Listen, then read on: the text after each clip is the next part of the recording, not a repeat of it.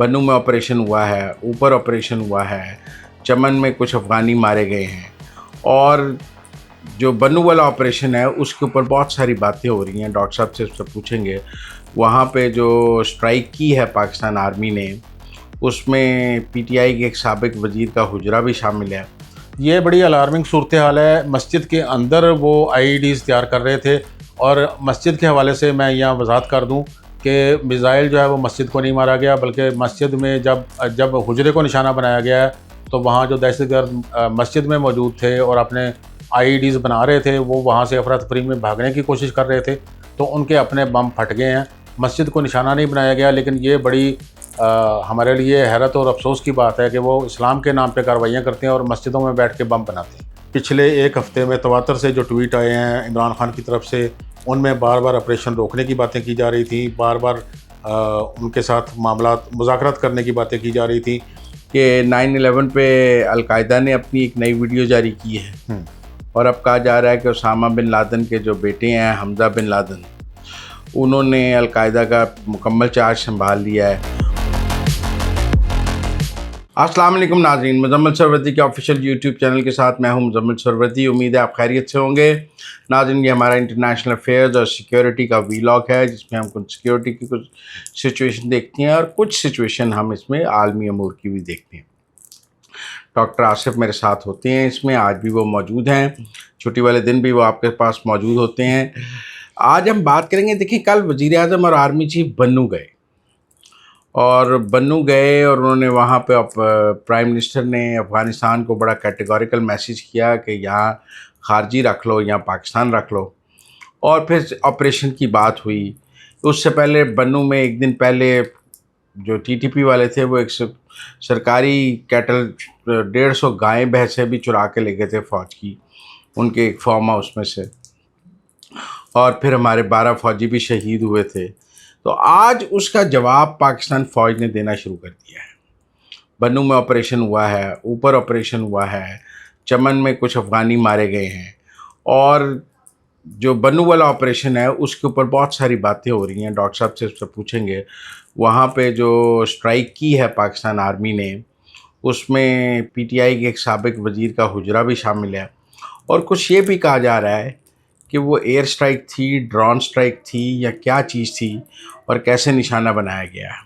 लेकिन ये बात हमें ज़हन में रखनी चाहिए कि कल जब आर्मी चीफ और प्राइम मिनिस्टर गए तो ना गवर्नर केपी के वहाँ थे, ना सीएम केपी के वहाँ थे। चलें जी, सीएम पीटीआई की तो हमें समझ आती है वो नहीं थे, लेकिन गवर्नर भी तो नहीं थे ना प्राइम मिनिस्टर के साथ। तो इस पर आज डॉक्टर साहब से बात करें। डॉक्टर साहब, ये जो स्ट्राइक है बन्नू में, जी, आपके नज़दीक एयर स्ट्राइक है, ड्रोन स्ट्राइक है?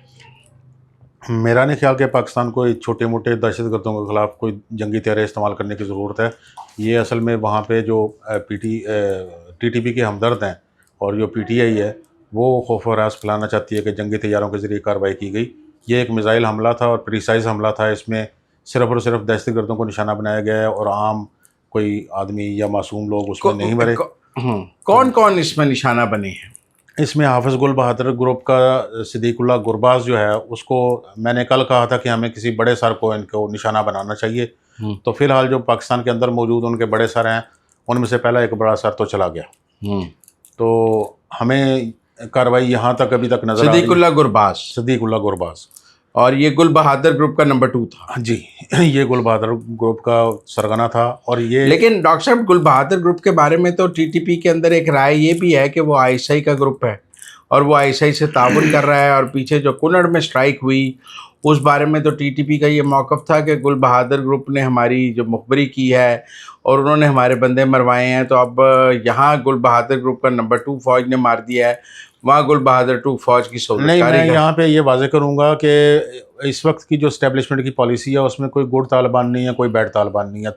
और टीटीपी के जितने भी धड़े हैं वो पाकिस्तान दुश्मन चाहे गुल बहादुर हो। असल में होता ये है कि जब इंटेलिजेंस एजेंसीज जो हैं वो ह्यूमन रिसोर्स इस्तेमाल करती हैं तो वो अपने कुछ लोगों को मुख्तलिफ ग्रुपों में पेनिट्रेट करवाती हैं और वहाँ से वो खबरें निकलवाती हैं। तो अगर गुल बहादुर ग्रुप के बारे में कहीं से मालूमात, गुल बहादुर ग्रुप के लोगों ने कहीं एजेंसी के लोगों को नादानिस्तगी में मालूमात दी हैं तो वो हमारा उससे कोई लेना देना नहीं है, हमारी इंटेलिजेंस की कामयाबी है और इससे ज़्यादा कुछ नहीं। और ये एक पीटीआई के साबिक वज़ीर का हुजरा है जहाँ पर कहते हैं ये ड्रोन मिसाइल मारा है, और कहते हैं कि मस्जिद है और फिर हुजरा है और वहाँ पे बम बनाने की फैक्ट्री थी जिसको मारा गया, और यहाँ पर टीटीपी जो थी वो बम बनाती थी। ये बड़ी अलार्मिंग सूरत हाल है। मस्जिद के अंदर वो आईईडीज़ तैयार कर रहे थे, और मस्जिद के हवाले से मैं यहाँ वजाहत कर दूँ कि मिसाइल जो है वो मस्जिद को नहीं मारा गया, बल्कि मस्जिद में जब जब हुजरे को निशाना बनाया गया है तो वहाँ जो दहशतगर्द मस्जिद में मौजूद थे और अपने आईईडीज़ बना रहे थे, वो वहाँ से अफरा तफरी में भागने की कोशिश कर रहे थे, तो उनके अपने बम फट गए हैं।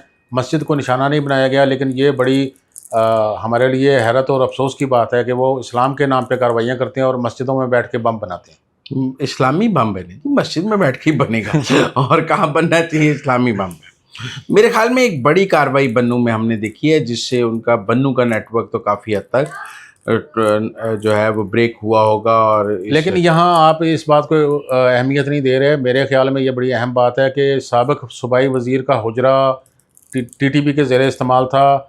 वहाँ पे साबिक सूबाई वज़ीर साहब जिस पार्टी से ताल्लुक़ रखते हैं उसी की हुकूमत है। वो अपने हुजरे को ना छुड़वाने की उन्होंने कार्रवाई की, ना उन्होंने इस पर किसी से बात की, और वो वहाँ का बैठे आराम से अपनी कार्रवाई। क्या नाम है साहब वजीर साहब? नाम ले लीजिए ना, लोग हमें कहेंगे गंडापुर का नाम ले रहे हैं। नहीं, गंडापुर नहीं है, मेरे जहन से नाम उनका निकल रहा है। वो वज़ीर हैं, वज़ीर कबीले से ताल्लुक़ रखते हैं। हाँ। तो वो उनका हुजरा था, और वो हुजरा गुल बहादुर ग्रुप के पास था।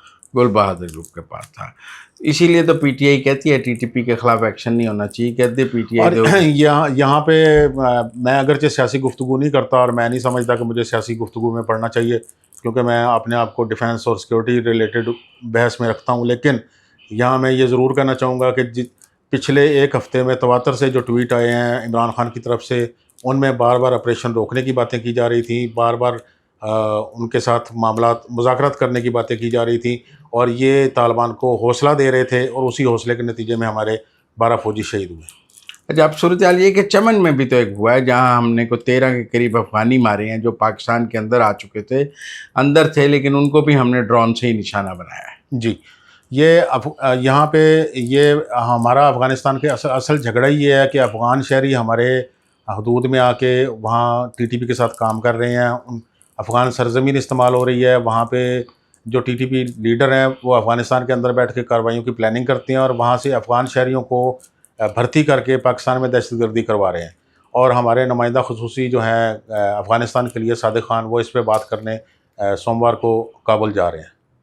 हाँ, वो जा रहे हैं, लेकिन कई दफ़ा हमने बात की है अफ़गानिस्तान से, तो मेरा ख्याल है बार अभी पीछे इसहाक डार और चाइनीज़ फॉरेन मिनिस्टर दोनों गए, तब भी बात हुई, उससे पहले भी बात हुई। ये बात हर दफ़ा होती है। मुझे लगता है कि अफ़गानिस्तान की भी अपनी एक स्टेटेड पॉलिसी है, वो उससे बदलने की नहीं, ये हमारा एक डायलेमा है असल में। हालांकि हमारी जो इस वक्त जियोपॉलिटिकल पोजीशन है वो हमें मजबूत कर रही है, और हम इस वक्त अफ़गानिस्तान के हवाले से जो भी पॉलिसी बनाएं उस पर हमें ना चीन की तरफ से कोई किसी किस्म का रिएक्शन आ सकता है, ना अमेरिका की तरफ से आ सकता है। हमारे दोनों तरफ ताल्लुकात बहुत अच्छे हैं, लेकिन यहाँ हमारे लिए डायलेमा ये है कि हम अभी तक कोई ऐसी पॉलिसी बना नहीं सके जो कन्विंसिंग हो, जिस पे चीन और अमेरिका दोनों हम उनको कायल कर लें कि हमारी ये पॉलिसी दहशतगर्दी के जड़ को। वो ज़ल्मे गलीज़ात भी, और डोनाल्ड ट्रंप के जो स्पेशल असिस्टेंट हैं for prisoners, hostages for hostages, वो भी तो इस वक्त काबुल में हैं, और वो लेने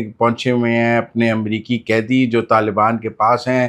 कल अफ़गान मीडिया ने उनकी तस्वीरें रिलीज़ की थी, लेकिन आज मुकम्मल खामोशी है। ना ये है कि अगर ज़ल्मे खलीलज़ाद वापस चले गए हैं और वो स्पेशल असिस्टेंट फॉर हॉस्टेजेस भी वापस चले गए हैं, ना ये ख़बर है कि उन्होंने हॉस्टेज वापस कर दिए हैं, और ना ये ख़बर है कि डील हो गई है, ना ये ख़बर है डील खामोश है।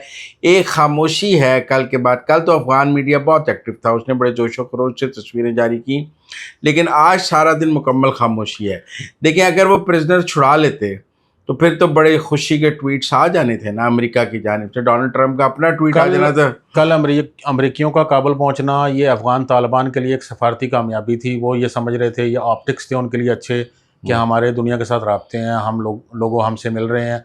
कल भी मैंने ये कहा था कि उनकी जो प्रेस रिलीज़ थी उसमें एक बात को बड़ा नुमाया किया गया कि अमरीकियों ने कहा कि हमें अफ़गानों की चॉइस पे कोई एतराज़ नहीं है। वो जिस किस्म का निज़ाम हुकूमत रखना चाहते हैं, जिस तरह अपना माशरा चलाना चाहते हैं, हमें कोई एतराज़ नहीं है। तो वो कल जो अफ़गान तालिबान ने या उनकी वजारत ख़ारजा ने या उनके मीडिया ने जो उस पर शोर मचाया था, वो अपने मकासद के असूल के लिए था। अमरीकी मकसद अभी तक हासिल नहीं हो सका। नहीं, अफजल में खलीलजाद वहाँ हैं या वहाँ से चले गए हैं, और वो स्पेशल असिस्टेंट फॉर हॉस्टेजेस वहाँ हैं, मुज़ाकरात जारी हैं। देखें, एक कैदी के हवाले से तो बहुत तनाज़ा है ना, वो जो हबीबी हैं, जी, हबीबी जो सिविल एविएशन, महमूद हबीबी, और उसके हवाले से अमेरिकन का ये मौक़िफ़ है कि वो अफ़गान तालिबान के कब्ज़े में हैं, अफ़गान तालिबान का मौक़िफ़ है कि वो हमारे कब्ज़े में नहीं हैं। कुछ इत्तलात जो मैंने कुछ अफ़गान सहाफ़ियों से बात की है, उनका मौक़िफ़ है कि वो दौरान तफ्तीश जो हैं वो हलाक हो गए थे, टॉर्चर सह नहीं सके थे, वो एक इंजीनियर थे और वो अफ़गान तालिबान से मर गए हैं। अब अमेरिकन के पास उनके जो मोबाइल लोकेशन हैं आखिरी, वो तालिबान के हेडक्वार्टर की हैं, और वो कहते हैं कि आपके पास थे। अब रौला तो हबीबी का है ना कि हबीबी की मौत डिक्लेयर करके उसकी लाश दे दी जाए, या वो ज़िंदा है तो ज़िंदा दे दिया जाए। असल में तालिबान यहाँ पे फंस गए हैं। उन्होंने असल में उनके गिरफ़्तारी की उस वक्त तक तस्दीक नहीं की थी जब उनकी मौत अगर हो गई है, ठीक है।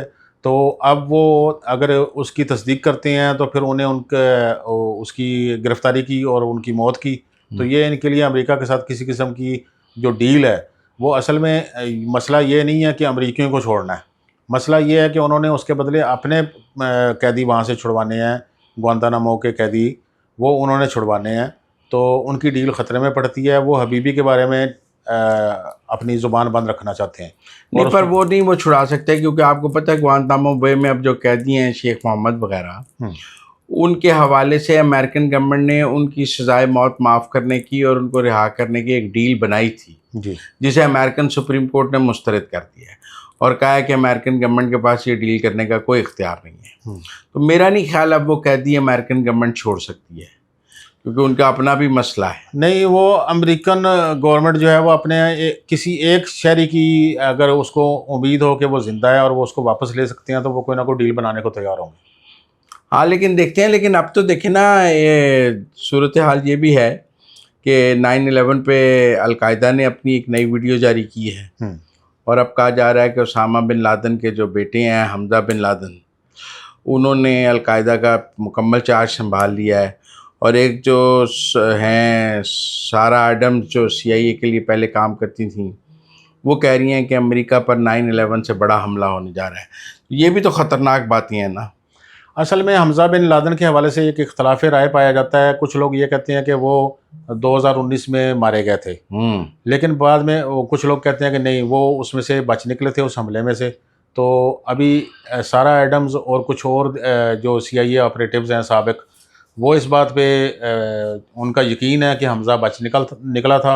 अब्दुल्ला भी उसके साथ है, उसका भाई, और ये अलकायदा को एक्टिव कर रहे हैं। और एक खौफनाक प्लानिंग भी जो है वो सारा एडम्स और दीगर CIA ऑपरेटिव्स जो हैं वो इस वक्त उसको फैला रहे हैं कि जी हाँ, अमेरिका में क्या होने जा रहा है। और ये बड़ा खौफनाक मंसूबा है। अगर ऐसा कुछ होने जा रहा है तो दुनिया पे इसके बड़े खौफनाक और दूर रस असरात हों। चलें, थोड़ी काबुल की सूरत हाल सामने आ ले, कल फिर आपसे इस पर बात होगी। आज तक के लिए इतना ही, इजाज़त दीजिए। अल्लाह।